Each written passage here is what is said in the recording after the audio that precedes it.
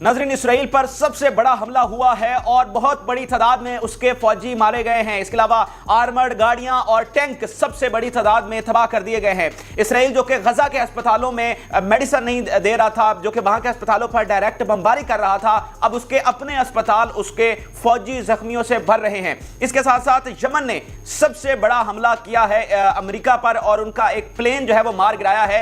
और दूसरी तरफ मिस्र ने बिकने से इनकार कर दिया है, उसने गजा का सौदा करने से इनकार कर दिया। इससे पहले ब्लिंकन और अब CIA चीफ मिस्र पहुंचे थे और बड़ी ऑफर्स दी गई गजा का सौदा करने के लिए, लेकिन मिस्र ने बिकने से इनकार कर दिया। वो क्या तफसीलात हैं? और मलेशिया के PM अब सामने आए हैं। इससे पहले इंडोनेशिया के PM ने बड़ा अहम इकदाम उठाया था और अब मलेशिया भी खुलकर सामने आ चुका है। ये सारी क्या तफसीलात है आपके साथ शेयर करेंगे। और सबसे पहले जो इन पर हमला किया गया है उसकी तफसीलात आज शेयर कर लेते हैं और आखिर में चलकर गजा में जो कुछ हो रहा है वो भी बड़ी तफसील के साथ आपके साथ शेयर करने की कोशिश करेंगे और वो चीजें आप तक पहुंचाएंगे जो कि मीडिया के जरिए आप तक नहीं पहुंच पा रही। लेकिन जो इन पर अटैक हुआ है सबसे पहले आज उसकी बात कर लेते हैं। रिपोर्ट्स के मुताबिक, और ये मज़ामती तहरीक के ने खुद इस बात का क्लेम किया है, उन्होंने कहा है जी हमने 136 इनकी आर्मर्ड गाड़ियां उनको तबाह किया है और हर आर्मर्ड गाड़ी में 1 से 6 पर्सोनल तक यानी फौजी जो हैं वो उसमें सवार होते हैं। तो अगर 6 की अगर आप तादाद लगाएं 136 के हिसाब से तो ये 1000 के करीब जाकर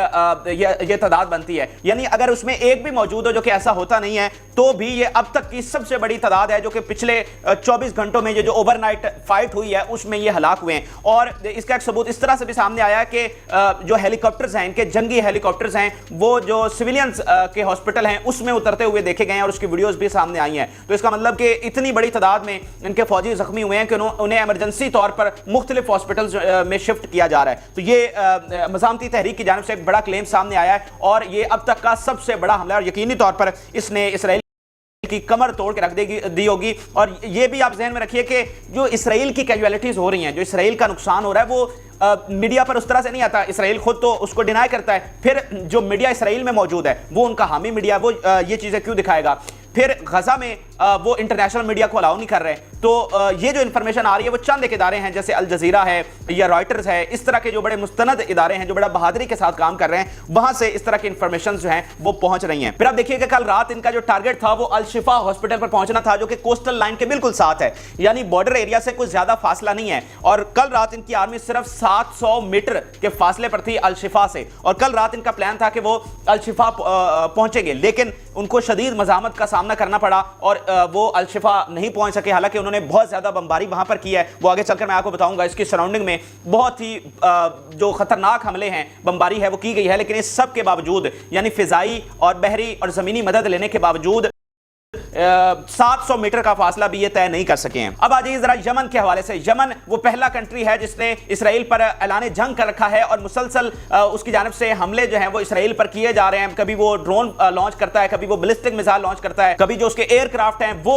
इसराइल को जाकर निशाने पर लेते हैं। तो अब जो सबसे बड़ा यमन की जानिब से अटैक किया गया है वो यह है कि अमेरिका का एक प्लेन MQ-9 इनकी टेरिटरी में आया था, वो इन पर हमला करने आया था या इनकी जासूसी करने आया था, लेकिन वो इनकी टेरिटरी में, इनकी जो वाटर की टेरिटरी है उसमें आया था, यानी यमनी पानियों में आया था और वहां पर यमन के हौसी बागियों ने उसका निशाना बनाया और उसको डिस्ट्रॉय कर दिया। अब ये पहली बार इस US पर इतना बड़ा हमला किया गया, उनका प्लेन MQ-9 इस तरह से तबाह किया गया है। और इससे पहले उनकी बेसिस पर हमले हुए हैं, 37 अटैक्स हो चुके हैं जिसमें उनके 46 पर्सनल जो हैं वो इंजर्ड हुए हैं और उसके रिस्पॉन्स में वो वहां पर जाकर स्ट्राइक्स भी कर रहे हैं जहां जहां से उन पर हमले हो रहे हैं। तो यमन की जानिब से अब ऐलान बगावत, अब ऐलान जंग अमेरिका पर भी कर दिया गया है और उनका ये प्लेन गिरा दिया गया है। अब देखना है कि इसका क्या रिस्पांस आएगा और ये जंग कितनी वाइड फैल जाएगी, कितनी जो है वो इसका रेंज बढ़ जाएगी कॉन्फ्लिक्ट की। और इससे पहले जो रेड सी है यमन के बिल्कुल साथ, यहां पर भी ये बताया जा रहा है कि पिछले वीक में इन्होंने कुछ शिप्स को यहां पर निशाना बनाया है और US ने यहां पर हाई अलर्ट जारी कर रखा है कि जो शिप्स यहां से गुजर रहे हैं। अब बात कर लेते हैं मिस्र की। तो मिस्र ने ऐसा इकदाम उठाया कि जिस पर यकीनी तौर पर आप भी फख्र महसूस करेंगे और उनको दाद देंगे, क्योंकि ऐसे ही इकदाम की जरूरत है, ऐसे ही बहादुराना पॉलिसी की जरूरत है और फलस्तीन के हक में उठने की जरूरत है, ना कि झुक जाने की और हमेशा से गुलाम बन जाने जाने की, जो कि ये दहाइयों से अमेरिका और मगरब के गुलाम बनते आए हैं और उनके इन्फ्लुएंस में है, लेकिन अब ये उनकी बात मानने से इनकार कर रहे हैं। शायद जो निहत्ते फलस्तीनी इतना बहादुरी दिखा रहे हैं, अब अरबों को भी समझ आ रही है कि भाई वो निहत्ते होकर सुपर पावर से टकरा गए हैं, तो हम इतनी सी बात भी नहीं मनवा सकते और उनके सामने खड़े भी नहीं हो सकते।